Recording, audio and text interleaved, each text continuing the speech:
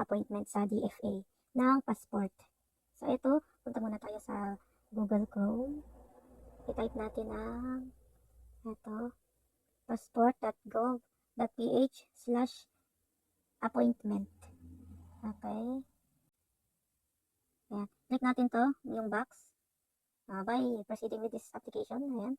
So, ibig sabihin, agree kayo dito sa terms and conditions nila. And, kung isa lang yung ibubuk mong appointment, itong start individual appointment. Kapag naman, 2, 3, 4, 5, itong group appointment. So, ito, start individual appointment. Ayan. Then, Asia Pacific. Yung country is Philippines. And then, yung site, piliin natin kung saan kayo malapit. Ayan. So, nandito yung mga pagpipilian. Kung taga Angeles, ay Angeles ang pipiliin natin. Ayan. Ito yung mga pagpipilian. Kung sa Manila naman, ito. DFA Manila. Ayan. Dasmariñas, Davao. So, ito. Piliin nyo na lang kung saan kayo malapit. So, itry natin ito sa Puerto Princesa. Ayan. Okay, then, i-down lang natin. Then, i-check ulit natin itong box. Then, press next. Ayan. So, ito yung mga available slots nila.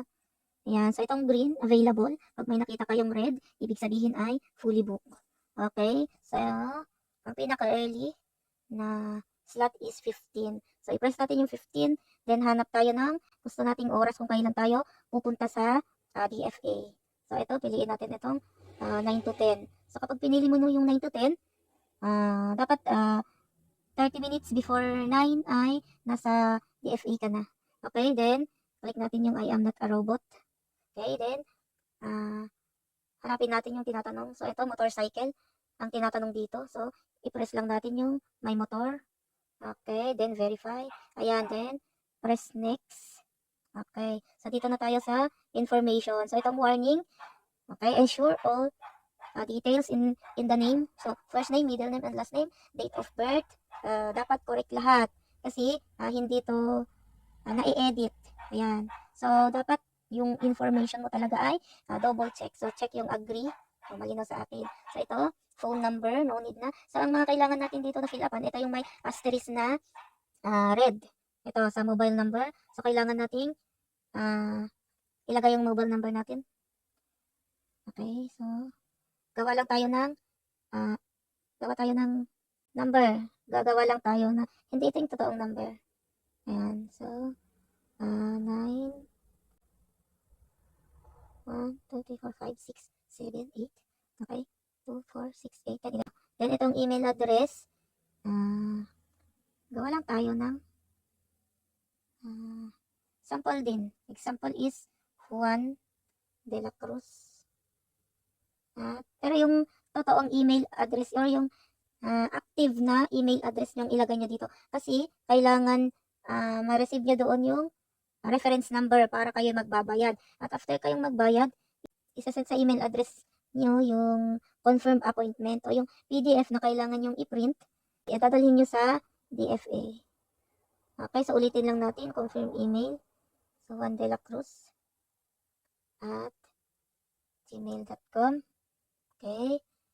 Then, so siguraduhin nyo lang na tama yung in-enter nyo. Okay, then, last name. Ayan. De la Cruz. Okay. Given name. Juan. Okay.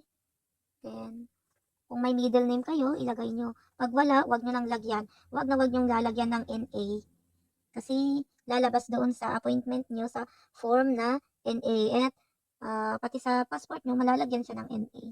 Okay, so leave it blank na lang kapag wala kayong middle name. So, ilagay natin dito ay Soto. Yan. Then, ilagay nyo yung place of birth. So, mauuna yung month, then date. So, yung date na lang ngayon. Today is January. And then, January 11. So, yung legal age. Okay. Then, piliin natin kung babae o lalaki. Ayan. So, Juan de la Cruz is lalaki. Then, civil status. Single. Ayan. Kung married kayo, married ang ilagay nyo. Then, Kung legitimate kapag kasal ang parents, illegitimate kapag hindi. Okay? Then country, kung pinanganak kayo sa Pilipinas, yan, pag sa ibang bansa naman, hanapin nyo lang dito. Okay? Ayan. Nandito yung mga bansang pagpipilian. Balik tayo sa Philippines, then province. Taga saan ba kayo? So, ang nilagay natin kanina ay Palawan. So, dito tayo sa Palawan. Okay? Then, ilagay natin ang kung saang munisipyo tayo pinanganak. Example, ito, Aborlan. Then, click natin yung next. Yan, antayin natin. Medyo mahinang signal. Okay. So, ilagay natin yung father's information. Yan, De La Cruz. Ilagay natin pangalan. Bagawa na lang tayo.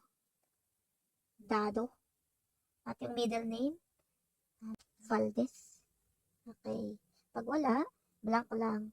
Then, country, citizenship, kung Pilipino ba. Ayan. So, Philippines ang ilagay natin din. Mother's information. Okay. So, maiden, last name. Ibig sabihin, pangalan ng mother noong dalaga pa siya. So, apelyido ng mother noong dalaga. So, ang nilagay natin kanina ay Soto yung middle name.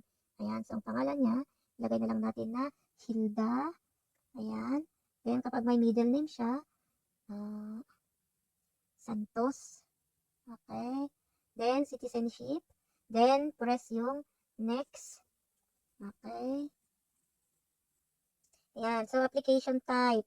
Kapag new, renewal, or lost, passport kayo. So, ilagay natin ang new. Kapag new, ayan, ito po kailangan. Kapag renewal naman, okay. So, kailangan na ilagay yung old passport natin. Saka yung date of issue. Okay. And, kung saan natin kinuha. Kung hindi mo alam, nakalagay doon sa passport, yung issuing authority. Example, DFA Puerto Princesa. Okay. So, ang ilagay natin dito ay new. Okay. Then, select basis of citizenship. Okay. So, birth lang ang ilagay natin. Then, emergency contact person. Example, parents mo, ang tatay. So, or, pangalan ng nanay, Hilda De La Cruz. Okay. Then, contact number niya. Magawa lang tayo ng number. 1, 2, 3, 4, 5, 6, 7, 8, 9, 2, 4, 6, 8, 10, 11. Okay, then next natin. Okay, current address. Ilagay natin yung current address. Example, Tabing Ilog ang barangay. Tabing Ilog. Okay. Then city. Ilagay natin ay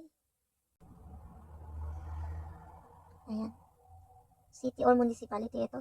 So, ito ay gawa-gawa ko lang, hindi ito totoo. At saka yung province. Yung nilagay natin kanina is Palawan. And then, occupation. Kung ano ba yung occupation mo. Self-employed. Okay. Self-employed. Then, kahit wag nang lagyan itong office number, office address kasi hindi naman siya kailangan. Then, press next. Okay. Then, i-recheck natin kung tama ang mga information. So, paalala lang ulit, check nyo yung pangalan nyo, birth date, gender, civil status, ayan. Then, country of birth. So, ito yung pinaka need na information. So, dapat wag na wag kayong magkamali dito. Okay, then, ito yung robot na naman. So, ang hinahanap ay car. So, press lang natin yung car.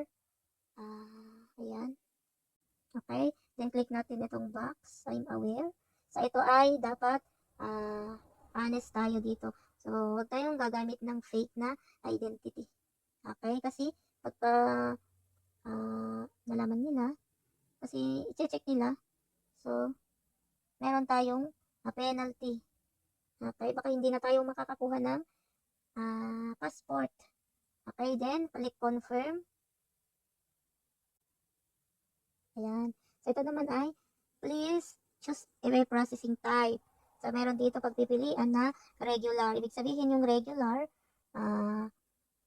nakalagay dito na 12 working days. Ang babayaran natin is 950. Okay. And then, ito na may special processing. 1,200 ang babayaran. Okay. So, ito ay inaabot siya ng 7 working days. Ito ay special processing. So, kapag gusto natin ng regular, ito lang siya. Click natin yung regular. Then, ito sa baba, choose a payment method. Okay. So, e-payment. Okay. Via Maya. Then, debit card. Ito naman card or credit card. Ayan.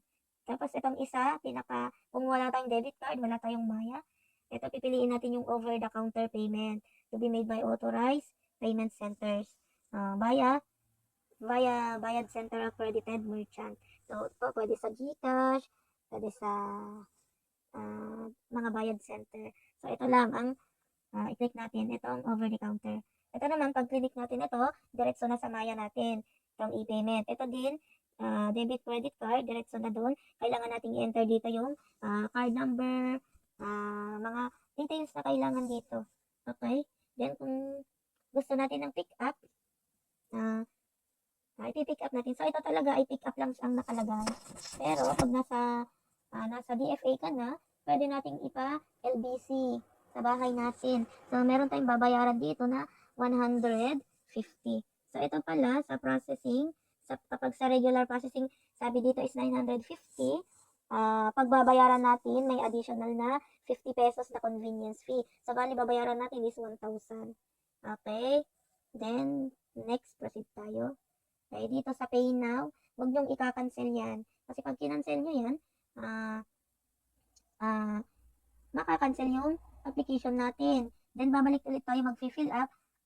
Hindi ka na makaka-fill up. Kasi, lalabas na existing yung appointment natin kahit hindi naman. So, wag na wag natin i-cancel. So, Pay Now. Okay. Then, ito. Kung gusto nyo basahin, sabi kasi dito ay fees must be settled within 24 hours. So, dapat mabayaran natin ito within 24 hours. Pero meron silang additional. So, hanggang 3 days yung pagbabayad natin. Kapag hindi natin nabayaran within 3 days, makakancel yung appointment natin. Okay? So, i-click lang natin itong agree. Then, proceed to payment. Ayan. Then, meron na kayong marireceive kapag click nyo yung proceed to payment, marireceive nyo sa email yung reference number na babayaran. Ayan. So, ito yung mga payment instructions. So, basahin nyo lang siya. Okay. Then, dito sa baba, ito yung bago. Kasi dati ay hindi ito nagpapakita.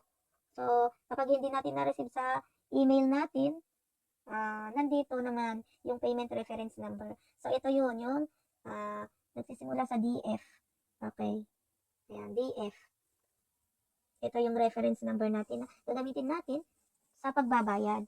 Kapag hindi natin na-receive sa email address natin,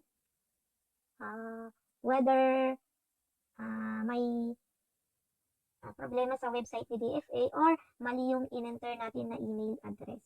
So, kapag ganun, hindi natin sure kung problema ba ni DFA sa website nila or yung tinype natin. So, wag na lang natin i-proceed na bayaran. Pero kapag sure ka naman na tama yung nilagay mong email address mo, pwede mo na siyang bayaran.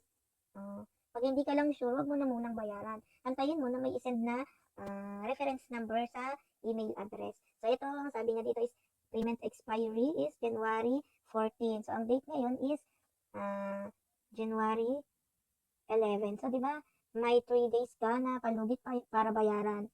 Okay? So, ito yung sinasabi ko kanina, meron siyang convenience fee na 50 pesos. So, bale, 100 ang babayaran natin. Ay, 1,000, I mean. Okay, so pwede natin siyang i-download. Ito ang reference number natin para hindi natin makalimutan. Okay. Ayan. Then, pwede mo na siyang bayaran sa GCash kung meron ka. Pwede kayo sa payment center, sa 7-Eleven, kung meron kayong mga bayad center sa inyo, ayan, pwede na siyang bayaran doon. Then, right after na nabayaran nyo yung 1,000 na passport fee, marireceive mo na agad yung confirmation. Pero minsan, hindi sila nagsesend agad. So, kailangan natin antayin within 72 hours. Kapag wala, kailangan nating tumawag sa DFA o di kaya sa mag-email tayo sa email address nila para ma-verify nila. Okay? Kasi kailangan nating i-print yung PDF doon na dadalhin natin sa DFA. So, okay? So, ito na yung kung paano